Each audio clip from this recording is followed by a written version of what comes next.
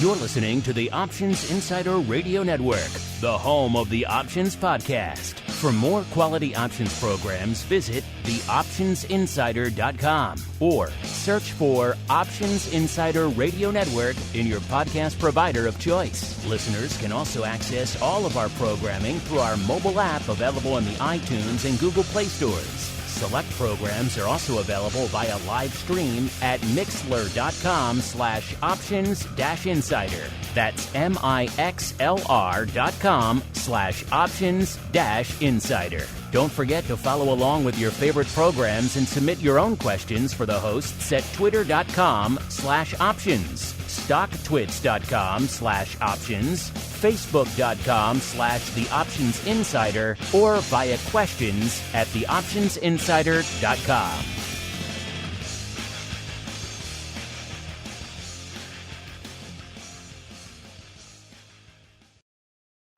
Welcome to Volatility Views, the premier program for volatility traders. Each week, we'll take a deep dive into the world of volatility with in-depth analysis, trading activity reviews, strategy breakdowns, cutting-edge education, and much more. We'll also bring you exclusive conversations with the traders, researchers, and asset managers who are reshaping the volatility landscape.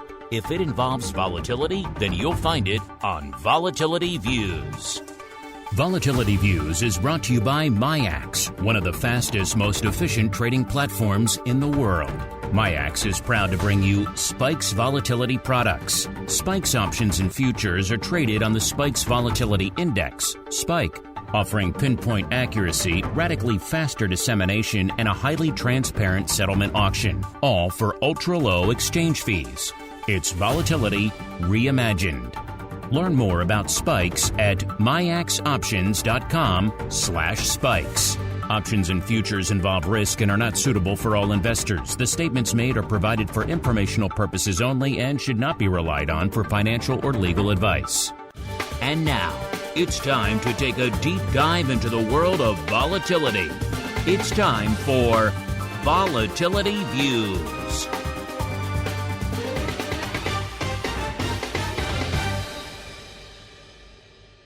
All right, everybody. That music means we are back here one final time for you on-demand folks here on the network. Yes, it is time once again for Volatility Views, the premier program for volatility traders. My name is Mark Longo from theoptionsinsider.com, as well as, of course, from the ever-exciting, at least we tend to think so around these parts, Options Insider Radio Network. You're listening, so I have to think you probably agree. If you like what you hear, do keep rating and reviewing on whatever platform you're listening. It is available pretty much everywhere these days. It does help all the new folks who we're seeing. They continue to flock into the network month after month. You folks and your ratings and reviews have a lot to do with that. So keep it up if you like what you hear. Of course, if you like what you hear, you want to go above and beyond. You don't want your broadcast week to end after Volatility Views. You want more in your life? Well, we got you covered. You got Options Oddities coming up after this. We had just a great discussion with Scott Nations, the creator of VolQ, one of the vol products we talk about here on the network every week.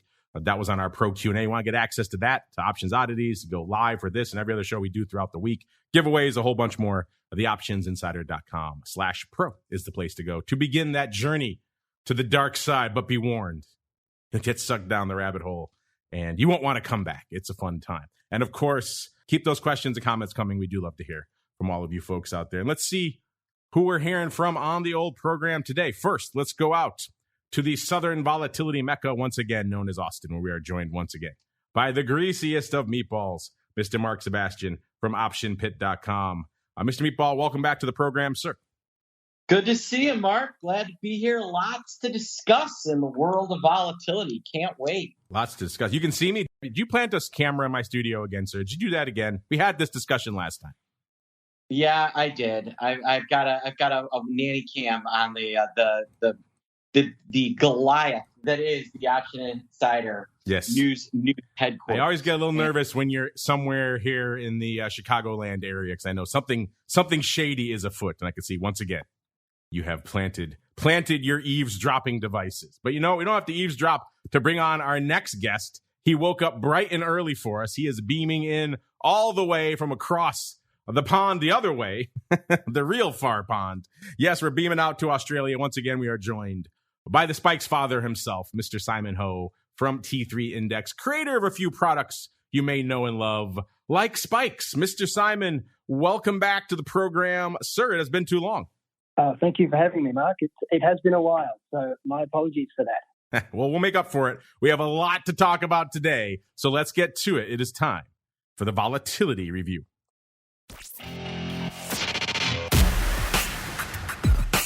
It's time to break down the latest developments in the volatility trading world. It's time for the Volatility Review.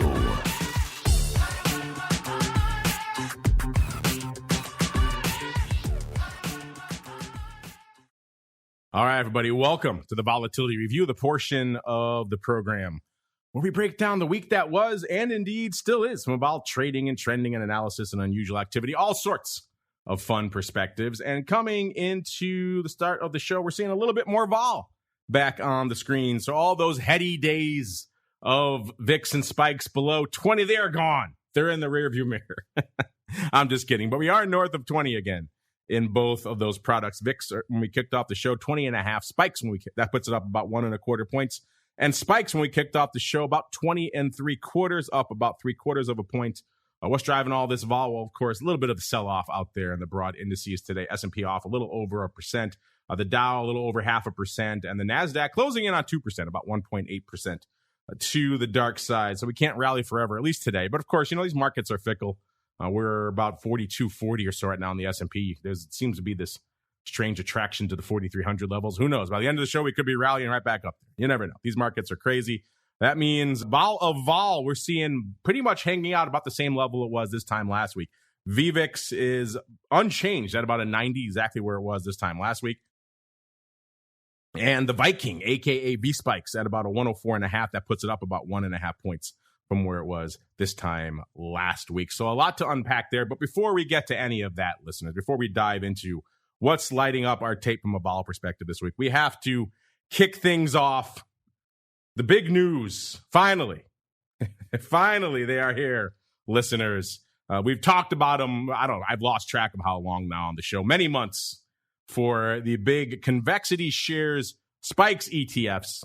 They have finally launched. They are finally live. So let me first say, Simon, I know it has been a long road. Congratulations, sir. You must be very excited. Must be like birthing children. Well, I don't know about what that would be like. Other than I can try and, I don't know. It's been fantastic. I mean, yesterday was a seminal day for us. For those who don't know, we with a project between T3 Index and MIAX, we put together a company called Convexity Shares. And Convexity Shares is two funds that we launched yesterday on the NYSE Arca market. They really looked after us very well, and it was a fantastic sort of bell-ringing situation. So really very, very impressed with them, and we're obviously super excited that finally we can bring to market some ETFs. So the first two ETFs that we are launching, as I said, have happened yesterday.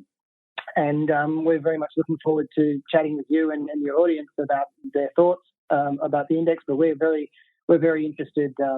Obviously, we're very super pleased about the fact that we have launched these after such a long while. So Tom was on the show last week. He mentioned there might be a bell ringing. So you did get to fly in and ring the bell then. So that's fun. Yes. That was a highlight. It was good fun.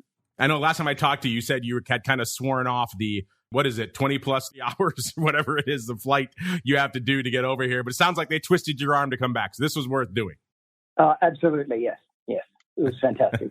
Well, I'm glad you made it back here. So let's get into a little bit. Some of our listeners, like I mentioned, we're just coming off the hottest month yet again in the history of the network. So there are clearly new people listening every month who have no idea what the heck we're talking about here, Simon. They haven't been here for the long saga, the long journey that is the birthing process of these ETFs. So what are we talking about? What are these convexity shares ETFs? What can I go trade if I wanted to? Well, I'm very glad that you asked. So we have, as I mentioned just before, we set up a company called Convexity Shares. So if anybody wants to get more information about it, you can go to convexityshares.com. From there, you'll be able to have just a whole bunch of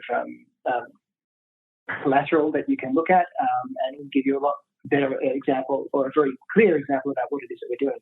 So we have launched two ETFs. Basically, these are benchmarked to the T3 Spike 2 futures index, so pretty similar to those that already exist in terms of their construction.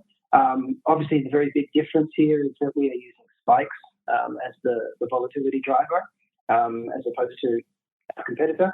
So super excited about it. In terms of the types of funds that we're doing, we have a one-time fund, basically one-time spikes futures ETF. The ticker there is SPKX, and we also have another one, which is maybe for those who are a bit more adventurous, where we've got a convexity shares daily 1.5 times spikes futures ETF, and that ticker is SPKY. Very pleased with them. I think that this is going to be pretty interesting for people. And we also have expense ratios that are kind of the lowest in the market, 0.65 for the SPKX and 0.79 for the SPKY. So super excited about what's happened here. We've had such fantastic help within the team to get it done. And although it's taken nearly 2 years, it's certainly well worth it. Yeah, you thought I was joking earlier, listeners. This has been quite the odyssey, the saga behind the scenes to get these to market. So, I mean, obviously, it's only been a day or so. You're probably still exhausted from flying in just to ring the bell. But who's trading these? Are we seeing some volume? I think it's probably a little early, simply because the thing only launched yesterday. We're very positive about the impact that this is going to have. But right for now, we have had some flows coming in. We've got our market makers are doing a wonderful job.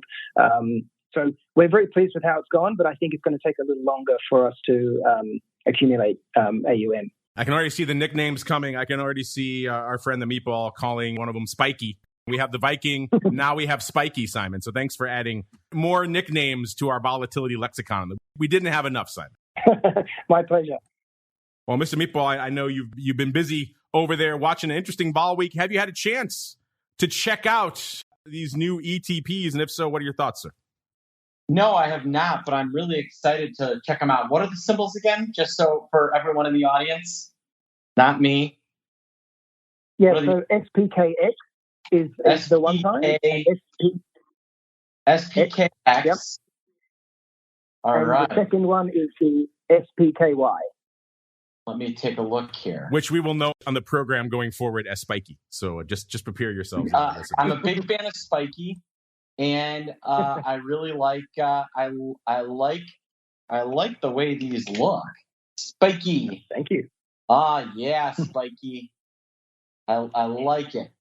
Nice tight markets for a brand new product in Spikey. And then in SPKX, SPKXy, again, really nice tight markets. And these should be interesting. I'm excited to trade these and can't wait till they list options.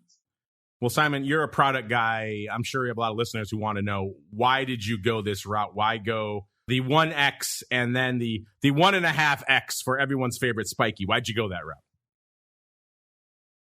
Yeah, it's quite contentious. So as I mentioned earlier, this has been more than a 2-year long experiment, and over time, it comes into your mind. Well, what the heck is going to be most interesting for people? For example, what is it that the market needs the most? And so there's been so much back and forth about this, and obviously there's a lot of things that are out there, but I think we wanted to sort of row a slightly more cautious approach, I suppose, because you have a lot of other funds that obviously have a purpose to serve as well. I'm not saying anything otherwise, but we decided to take a risk profile that was sort of very, I feel like it's very contained, So there are some other funds which are more aggressive, and of course, there are going to be people who prefer those.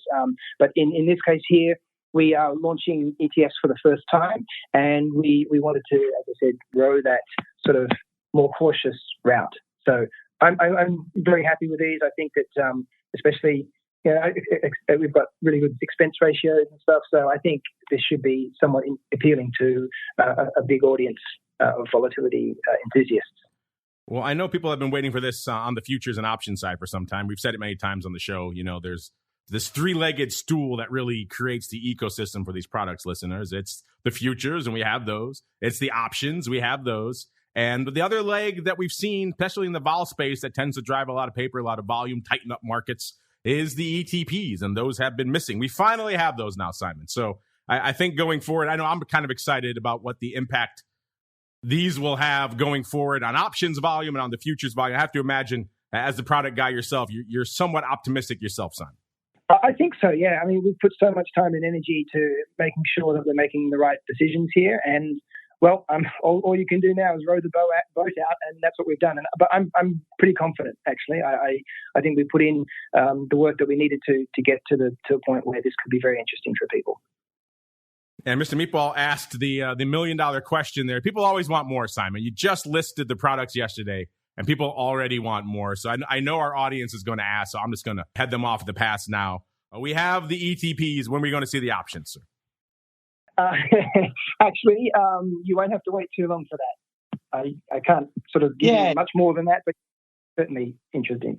All right, so your Spikey options coming post-haste here, listeners. So look forward to that, Spikey, and we got to come up with a Mr. Meatball. We need a good nickname. We can't really call the other one Spikes, because that's kind of already taken. So we'll have to come up with a good nickname for the regular vanilla flavor, the 1X one. But there you go, listeners. And a lot of you have been asking, what's the latest? What's the status?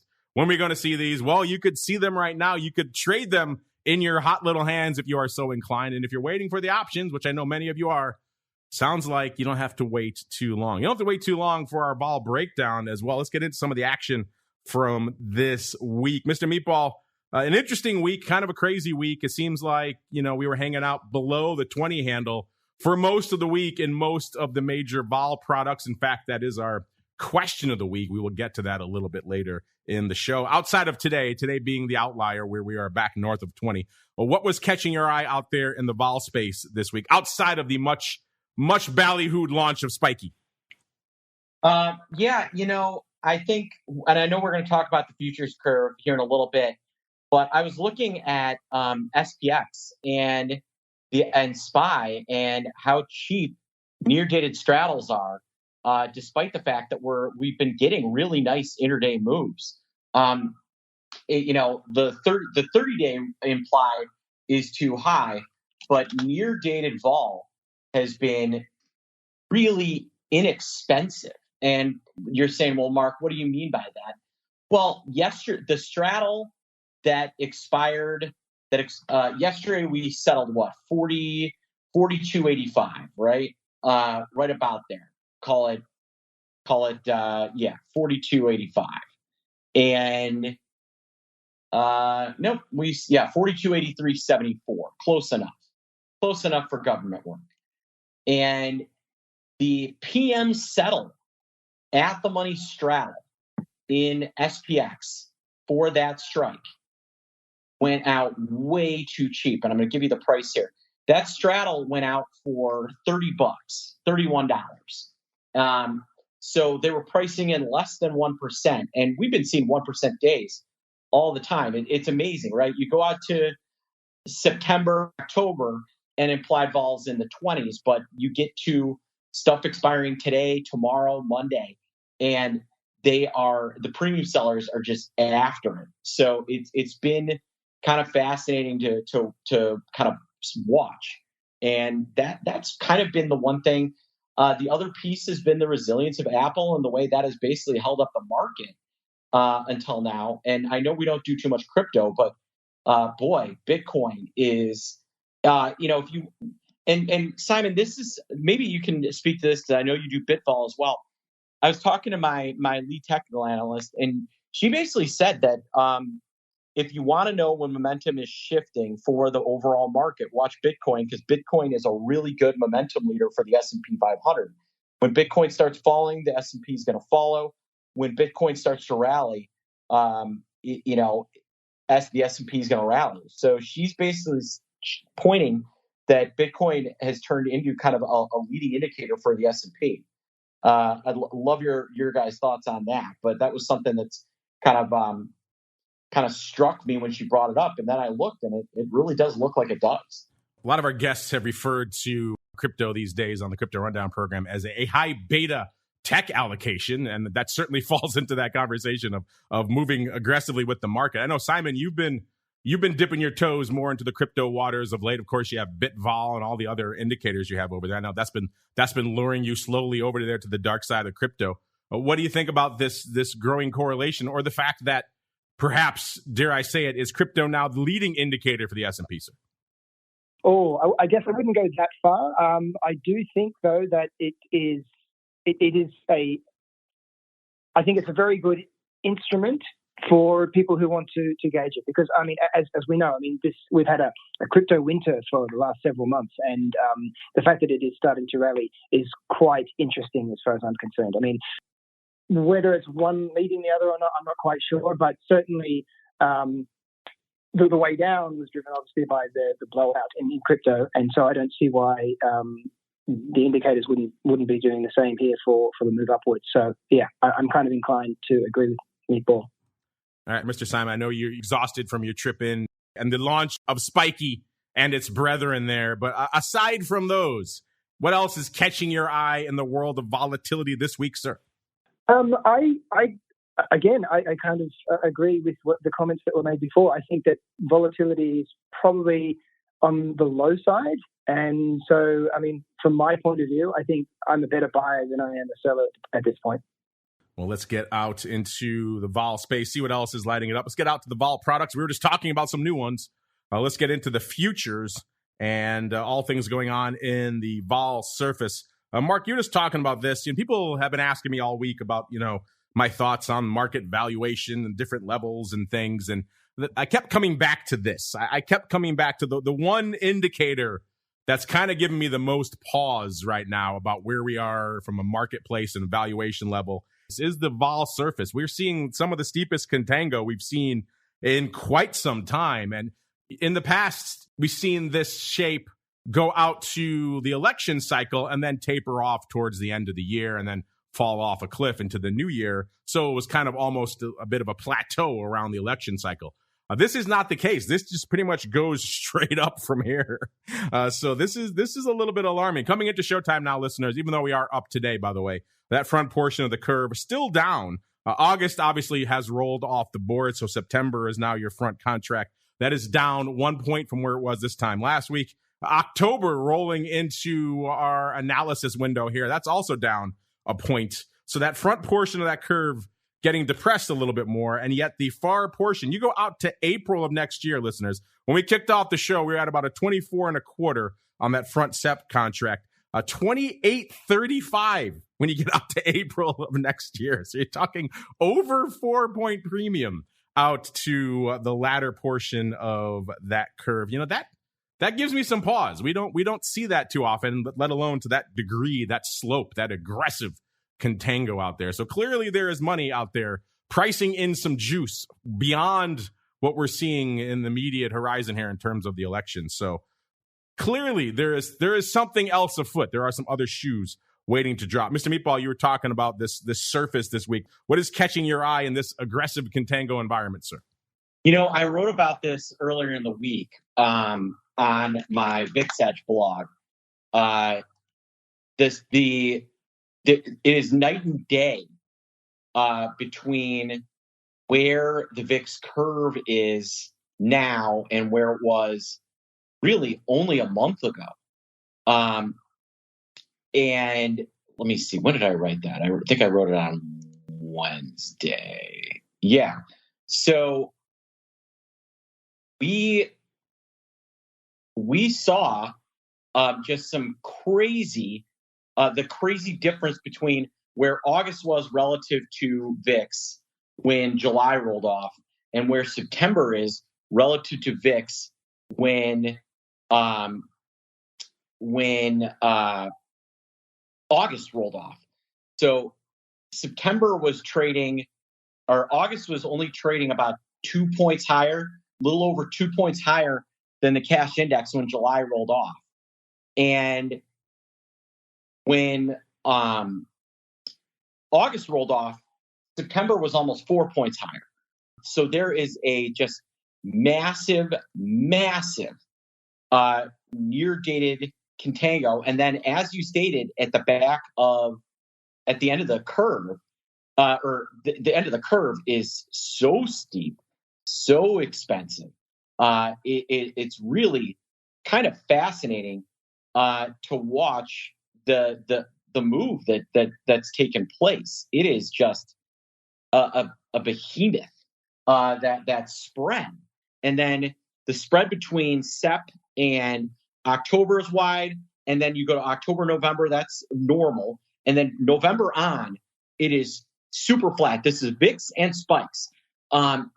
There is just long dated. Nobody wants to sell vol. Near dated.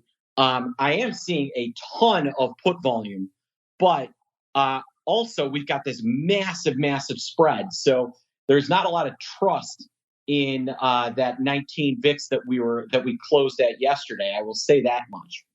That does appear to be the case. Simon, same question for you. You obviously keep an eye on the volatility surface. Are you intrigued and or alarmed by the steep contango we're seeing out there in the VIX futures? And are you seeing a similar setup, a similarly alarming setup in the Spikes futures, sir? Well, yes. I mean, they track very closely. So, the Spikes term structure is not different really than what we're seeing right here. I agree that I find it somewhat odd, particularly if you look at the back end of that curve. I mean, like you're talking 28.2 right now. That's pretty hefty, especially given the fact that, we really haven't had much movement in the VIX for quite some time in the actual cash index. So, it is a little bit perplexing for me. It feels like maybe the back end there is maybe a little too high. You think? I would say so. It is way too high, but everyone is buying it, right? I know we're going to talk about the option flow here in a little bit. Our 1x5 trader, I think I'm kind of onto their hedging schedule, and I kind of get why. You can go out to February and hold VIX futures you can buy a February VIX future or a February Spikes future, hold it for 3 or 4 months and only lose a point. Whereas you buy something inside of 3 months, you're going to experience some really heavy contango losses from the hedge. So we're seeing traders go out and hedge really far dated, and trying to kind of stay out of the way of that kind of acceleration of futures decay in both Spikes and in VIX.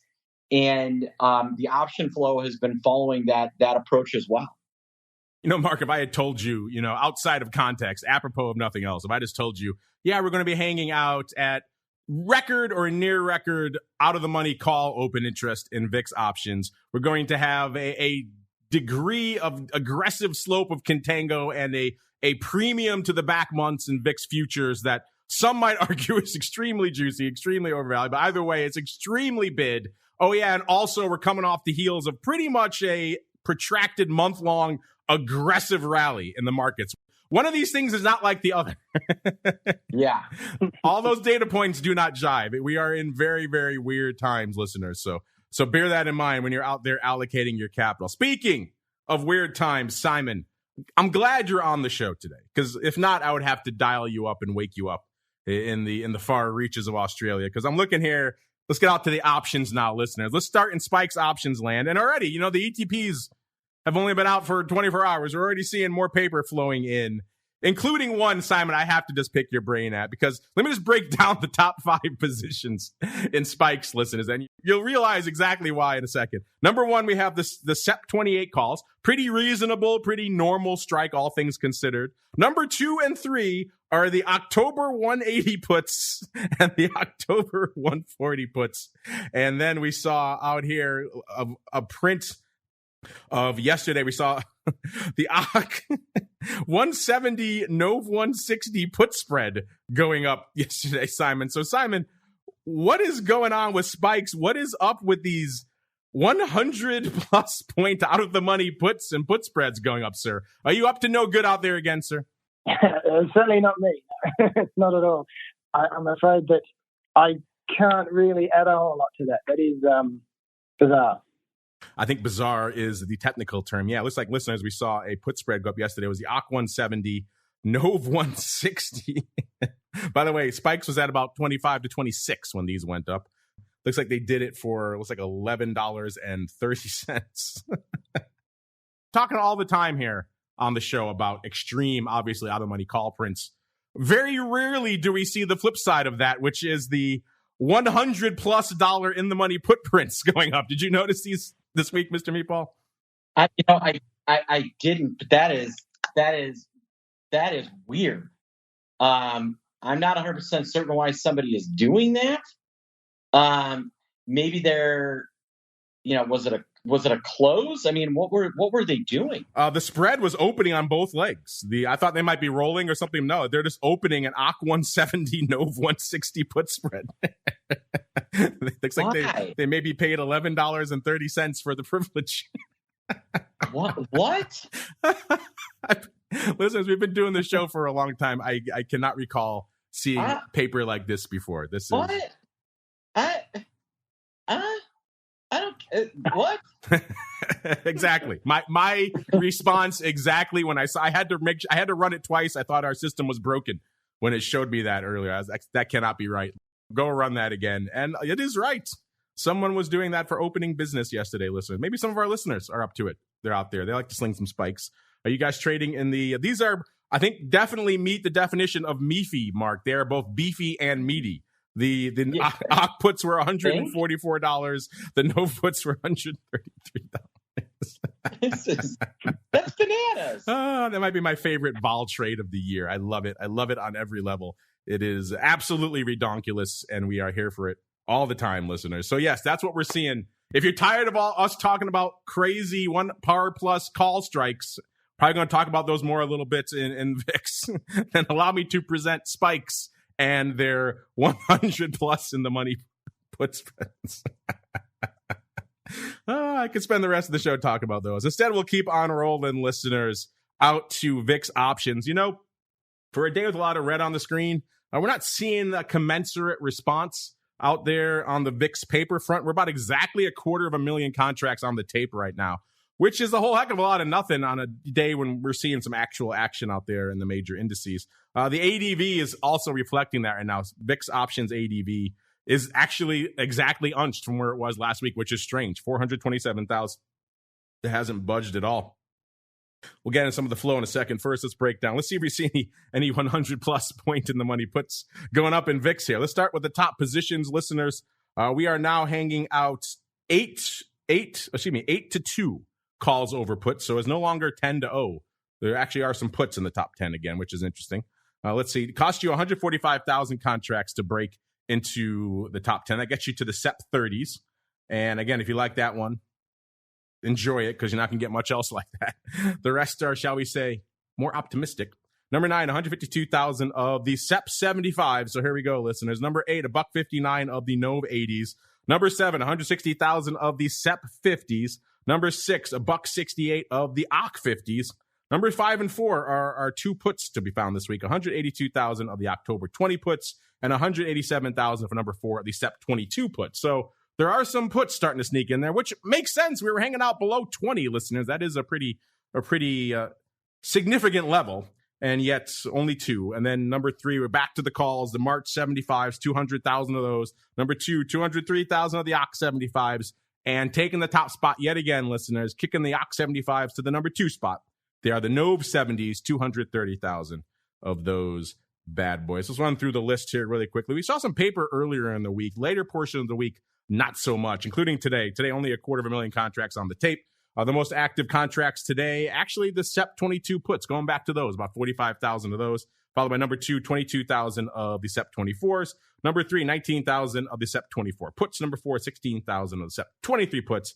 And here we go. We got to go all the way on number 5 to find our fun call paper. 15,000 of the NOV pars, the NOV 100s, listeners. So there we go. Oh, and yesterday, an anemic day, only 232,000 contracts on the tape on Thursday. And yet the number one most active contract yesterday, if you said the SEP 100s, the SEP pars, you are correct. 14,000 of those going up again yesterday, followed by 10,000 of the SEP 45s, 10,000 as well of the NOV 19 puts, and then 8,000 of the SEP 22 puts and 7,500 of the OC 35. So that's it lines up 1 by 5. I'm not sure if they're doing it in SEP as well, but intriguing stuff nonetheless. Wednesday, a little bit more paper on the tape, a little bit north of 500,000, 534,000 contracts. The big dogs, such as they were on Wednesday, 34,000 of the OC 25s, 31,000 of the OC 26s, 27,000 of the SEP 21 puts, 27,000 as well of the SEP 30 calls, and rounding out the top 5 on Wednesday, 27,000 of the SEP 25s. Tuesday was the big dog day of the week. Almost 1 million contracts on the tape. Haven't seen that in a while. 936,000 contracts on the tape. So we have nearly 1 million contract day, and our ADV is unched on the week, listeners. That tells you how anemic the rest of the week was. The big dog on Tuesday, we have our old friends, the NOV 70s, going up 106,000 times, followed by the February 75s, 100,000 of those. Then we fall off a cliff. Number 3 is 41,000 of the OG 20 puts. Number 4, 41,000 as well, the SEP 21 puts. Looks like maybe a bit of a roll. And number 5, 36,000 of the NOV 80s. Got to go back to those. And then Monday, also a pretty active day, 686,000 contracts on the tape. It's like we maybe have a bit of a risk reversal going up on Monday because the big dog, 158,000 of the OC 20 puts, followed by 140,000 of the OC 50 calls. So that's an interesting way to go about it if it is a risk reversal. If you're buying call to sell put, interesting. Someone have asked about bullish risk reversals in the past. Are you selling call to buy puts, given the fact we're hanging out about 20? Maybe that makes a little more sense, but given the paper we see out there in VIX land, probably not. Number 3, 24,000 of the OC 25 puts, 22,000 of the OC 25 calls, and rounding out the top 5 on a pretty active Monday, 20,000 of the SEP 18 puts. Mr. Meatball, you mentioned our 1 by 5 friend. You say you've finally come to grips with his pattern. If you have more on that, have at it. And what else lit up your tape? Are you loving these NOV 70s this week, sir? 100,000 going up on Tuesday?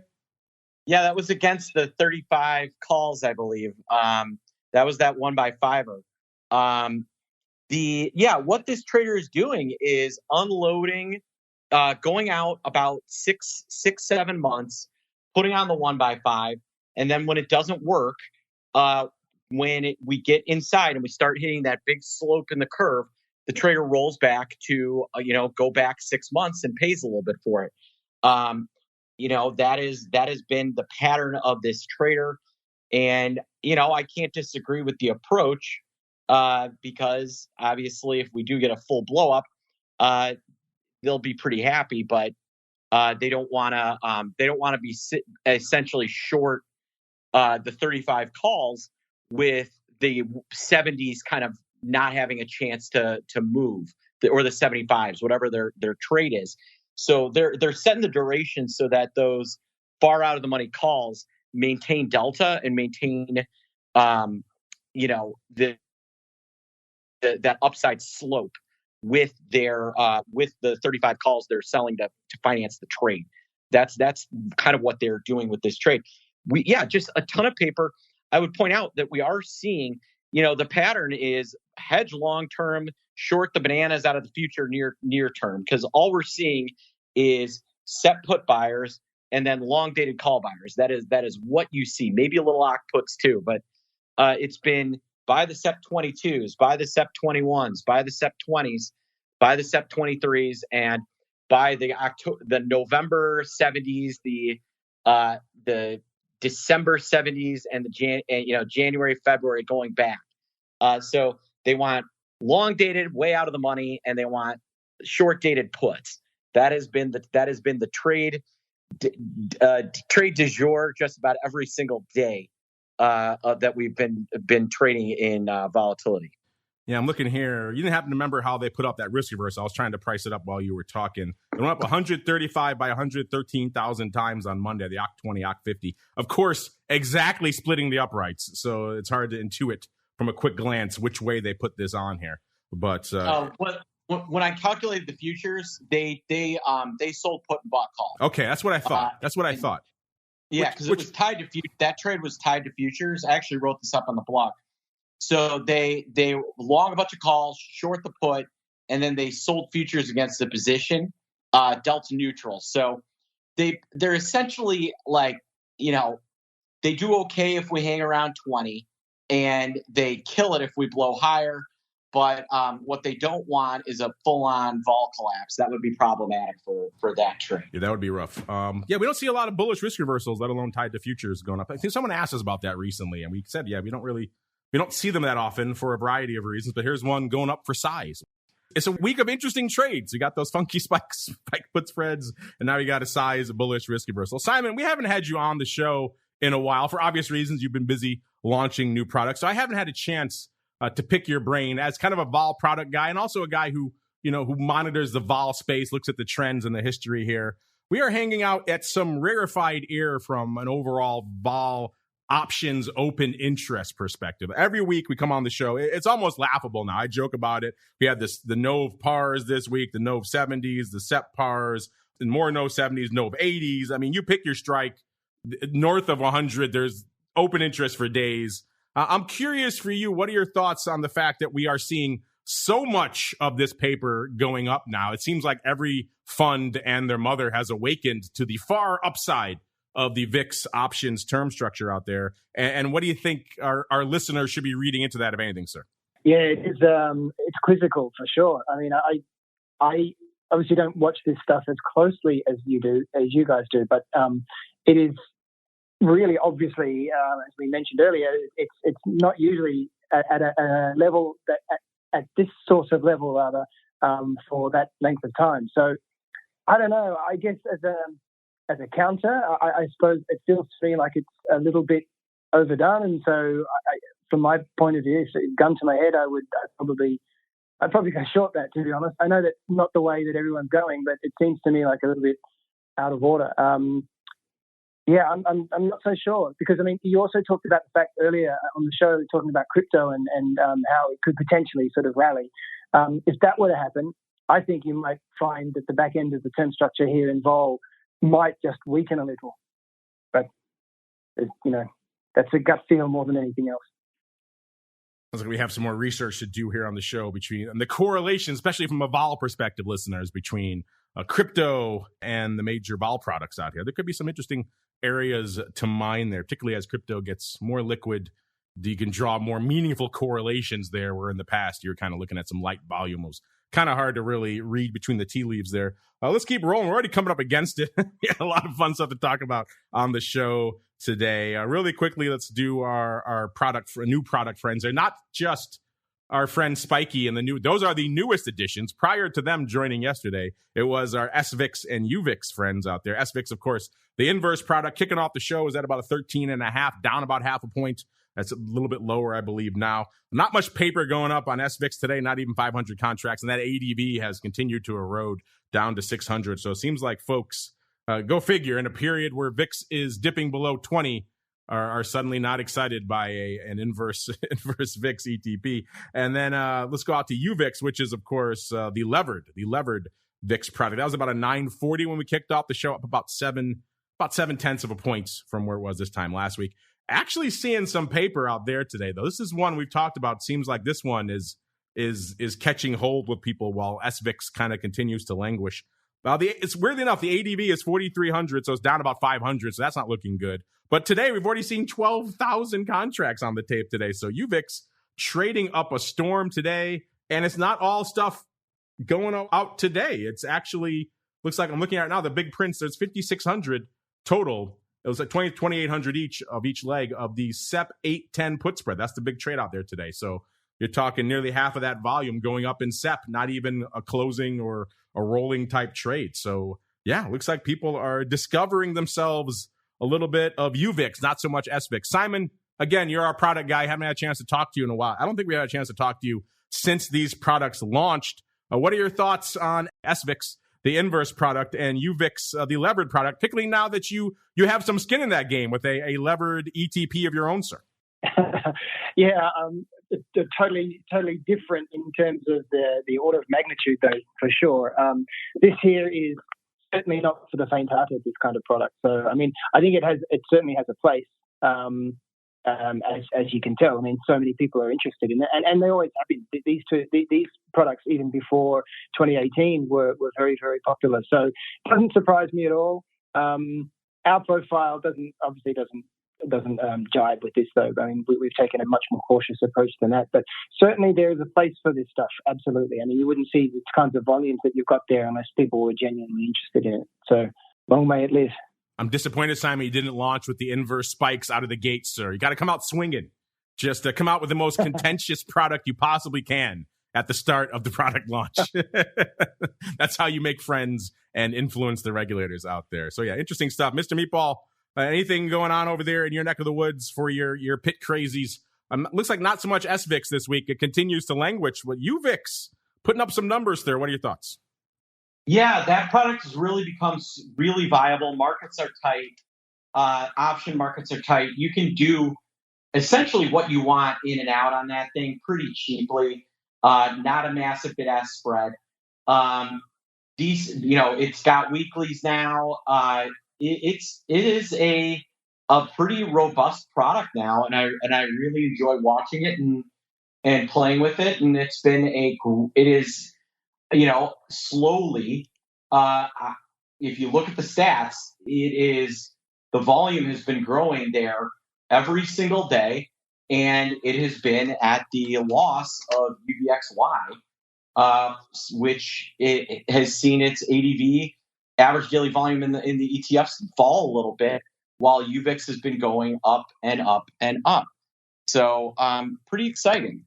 Yeah, we'll skip over VXX. Not too much exciting happening out there. Only 23,000 contracts on the tape today. So we'll move on from VXX. UVXY, you just mentioned this. We'll hit on that really quickly. 880 when we kicked off the show, down a whopping 1.6 points from where it was this time last week. Looks like it has ticked back up now. It's 943.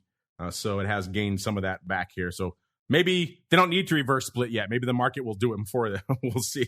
But ADV, as Mr. Meatball mentioned, has been beaten up. It's finally starting to get a little bit of its shine back this week. It's up about 11,000 to 284,000. And today, a good reason why, 317,000 contracts already on the tape out there today. By the way, the big dog, the AUG16 puts 109,000 of those bad boys open in UVXY. So interesting stuff there. In terms of action today, this is kind of what I expected when I saw the big numbers for UVIX, which is all stuff pretty much going out around the strike today. 40,000 of the AUG9 halves, 28,000 of the AUG9s, 26,000 of the AUG9 puts, and 15,000 of the AUG9 half puts. That's all kind of what I expected in UVIX, which was kind of surprising to me that it was all September instead, which is interesting. So a lot of paper going up in UVXY today. A lot of earnings going up. We talked about those already this week. Matt was on the advisor's option. We talked about it on the option block yesterday. Check out the latest data for yourselves if you want, listeners over there. TheOptionsInsider.com is the place to go to get access to it all completely for free because we love you folks. As we keep on rolling, let's get some of you folks on the show now. It's time for the Volatility voicemail. It's time to share your thoughts and opinions with your fellow volatility traders. It's time to check the Volatility voicemail. Make your voice heard by dialing 779-669-4VOL. Posting a comment on the OptionsInsider.com, sending an email to questions@theoptionsinsider.com, or posting your questions to twitter.com/options or facebook.com/theoptionsinsider. All right, everybody, welcome to the Vol voicemail, the portion of the show where you guys take the reins, ask us questions. We often turn the spotlight back on you like we are doing right now. First, I'll pay off last week. We asked you a Vol question last week. Said Vol has many different causes. However, which of the following factors do you feel is the primary driver of the current Vol environment? And 62.5% of you chose the Fed. Fed blew the doors off everything else. 25% for other, a disappointing input on what the other actually was. We want to hear what your other is. And then 8.3% said earnings season, 4.2% saying Ukraine. So Fed kind of leading the dance as I expected, but still pretty strong numbers there. This week, we're going back to the vol well yet again. VIX and spikes were back below 20 when we posted this on Monday. Is this the beginning of a new vol regime or just a blip on the radar? Quite simply, will VIX still be below 20 at the end of Q3? So the end of September, listeners. Gave you three choices, yes, no, and the infamous third, which is VIX is confusing. this week. Let's go out to Simon first. Simon, I'm curious for your thoughts. Obviously, we were just talking about the vol surface earlier on the show. They're pricing in a heck of a lot more juice going forward. What do you think for the end of Q3? You think we're above or below 20? And then more importantly, what do you think our audience is voting for, sir? Oh, okay. So I'm certainly above. And I just think that time of year is kind of synonymous with things going wrong, so that happens more frequently than you would imagine. And so therefore, I think that it'll be higher for sure. Interesting. Mr. Meatball, do you agree with that, or are you going to take the counterpoint? Well, the audience is definitely going to say higher. At the end of Q3, so we're talking September 30th, higher than 2063. Sure, why not? Let's go for it. All right. Well, our audience agrees with both of you. 68.2% right now saying no, VIX will not be back below 20, or not still be below 20, I guess, by the end of Q3. Only 17.3% of you saying yes, it will be below 20. And 14.5% of you say VIX is confusing. Given all the weird stuff we laid down on the show today, listeners, I'm surprised that number isn't higher. Let's see. Let's go really quickly here. Let's go to Mads really quickly. An interesting theoretical question, then we'll get to the crystal ball. Mads says, so VVIX is historically low right now. What do I do with that? It's an interesting question. Simon, we've been talking on the show, not so much this week. It has become elevated again, but VSPKEX was just at an all-time low just a couple of weeks ago. VVIX was starting to flirt with a 70 handle again, every so briefly. We haven't seen that since the start of the pandemic. So we were kind of in some interesting rarefied air from a vol perspective. Mads wants to know, he sees that data, he hears us talk about it on the show. What should he do with that? How should he use that data, Simon? Oh, this is a really challenging sort of environment that we've got here with the shape of the term structure, how steep it is at the back, and so on. So I don't know. This is one thing where I guess I'm not really strong in terms of my opinion on this, but I do think that the vol, well, obviously the back end of the curve is pricing in a lot. They're saying the VVIX has come down. Yeah, I guess I expect that the vol should probably rise as we head into the coming months. Mr. Meatball, what are your thoughts here for Mr. Mads? He wants to know, when he hears things like VVIX and VSPKEX are looking at quite low levels, and for the case of VSPKEX, an all-time low, what should he do with that info, sir? Well, I don't even know what the VSPKEX is. I've never heard of the VSPKEX. I apologize. The Vikings, sir. Cousin to Spikey. The Spikey Viking. The spiking. That'll be what the index is for Spikey. I wouldn't say that VVIX was historically low. Maybe over the last 2 years. And Viking hasn't been around long enough, but Viking's going to correlate really well to the VVIX. And, people forget that where was the VVIX in 2015, Mark? 60? 65? Vol was just ridiculously cheap. And it can go lower. It can go a lot lower than you think. It's actually been really high for the last 2 years. So I don't know, I don't really get excited about putting up like big back spreads and things like that until, we see the Viking and VVIX into the low 70s. Then we'll start talking about how to set up some really cool hedges. We hit a 68 in May of 2014, 66. That was a pretty quick low, though. We got to bounce right off. Actually hit a 61 on May 9th of 2014, and then it shot right back up. And that's kind of about, other than that, it's usually around a 75 is kind of the low for out there. But yeah, intriguing stuff. Yeah, it's something to definitely watch, Mads. Good question. We have been talking about it on the show for a while now. We'll see if we're kind of getting a little bit more elevated again. That's what we said when we start dipping into the 70s. You probably can expect that, but we can go lower on weird, aberrant occasions, so it certainly is an interesting indicator. So many interesting things to watch in the vol space. That's why you got to tune into this show every week, and that's why you have to tune into the final segment. It is time for the crystal ball.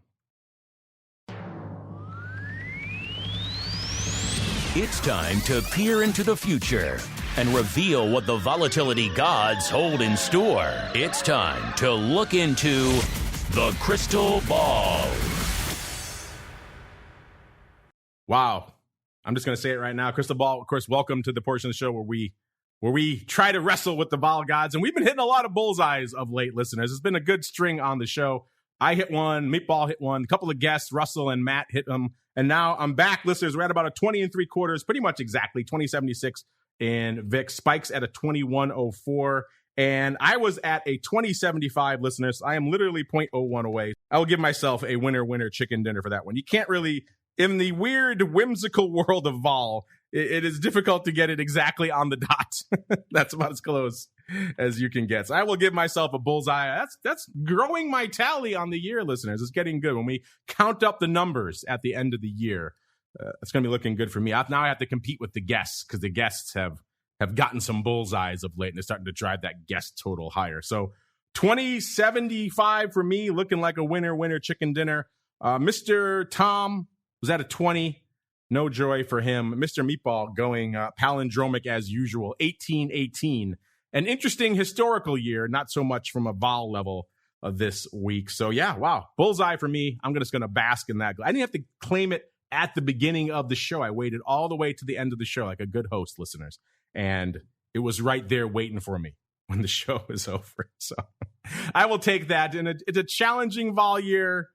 A bullseye always warms the old cockles of the hearts. But you know what? Charitable fellow that I am, Simon, our guests have been doing pretty well as well. And you haven't been on in a while. So I will give you now the dubious honor of going first, sir. What are you feeling for spikes this time next week? This is a very confused map here. It looks like a dog's breakfast. I'm going to say 23. So I think it's going to be 23 even. Getting a little bit more juice out there for Mr. Simon. 23 even. Mr. Meatball, I know you've been your gears have been spinning as we're talking here, trying to find the palindromic number that equates to your vol sentiment. What do you have for us this week, sir? 2002. 2002. So you're going the other way. You think we're going right back down to the 20 handle again. Interesting. Yeah, well, it was 2002 or I was debating between 2002, 2112 or 2222, and Simon went a little high, so I decided to go a little low. 2112, an interesting album. I'm not sure about a vol level, but we shall see. We shall see, listeners. 2002 for the Meatball, 23 for Simon. Now, of course, the prognostication you've been waiting for. Just the bullseyes flying fast and furious here. I can't even contain them myself, listeners. So what do we got on the tape for this week? Are we going lower? Flirted with below the 20 handle for a lot of the week, actually. We were below the 20 handle for the most of the week here before we finally got back to my level here at the end of the week. I have a feeling we might see something along those lines play out a little bit. Might see a little bit of vol coming off, even going into the weekend today, and then coming into the beginning of next week before we see some vol trickling in. Will we get to Simon's level of a 23? That's an interesting question. That's interesting. I don't know if we're going to quite get there, but I think more vol is the order of the day. I like where I am this week, but I want a little bit more juice. I'm going to say, bam, 2175.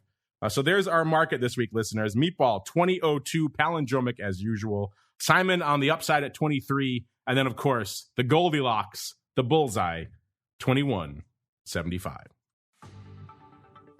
All right, listeners, that music means we've come to the end of another epic journey through the world of volatility. I want to thank all of you out there who've joined us throughout the week. If you're one of our growing legion of on-demand listeners, this will conclude your broadcast week. Thank you for joining us. Of course, if you want more in your lives, theoptioninsider.com/pro. We'll be back in a little bit with Saad from Shift Search to break down a crazy week in options activity. You got Man U, you got Bed Bath & Beyond. Who knows what that's going to make on the tape?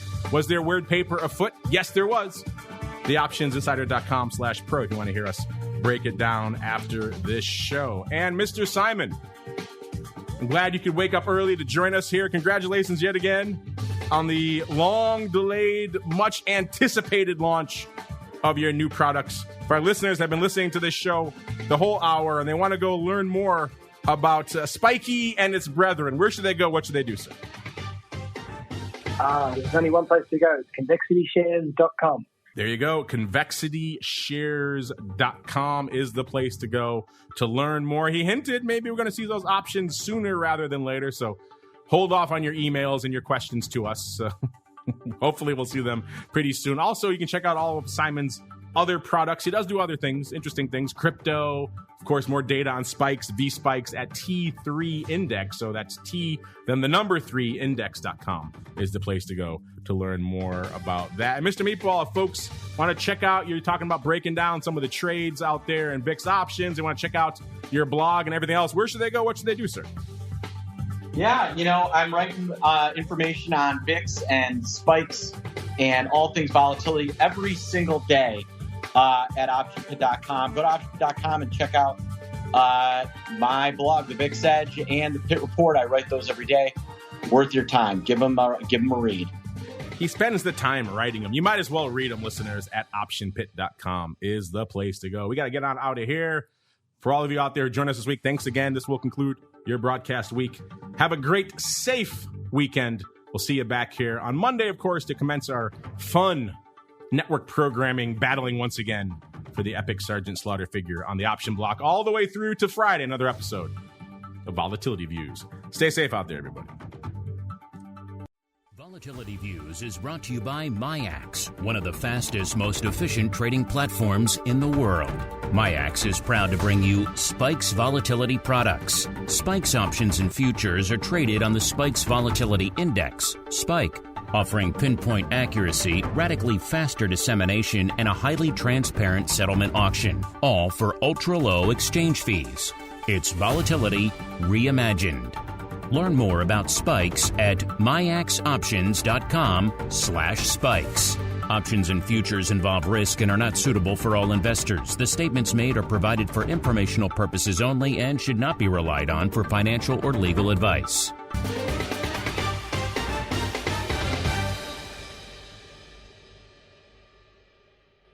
You're listening to the Options Insider Radio Network, the home of the Options Podcast. For more quality options programs, visit theoptionsinsider.com or search for Options Insider Radio Network in your podcast provider of choice. Listeners can also access all of our programming through our mobile app available in the iTunes and Google Play stores. Select programs are also available via live stream at mixlr.com/options-insider.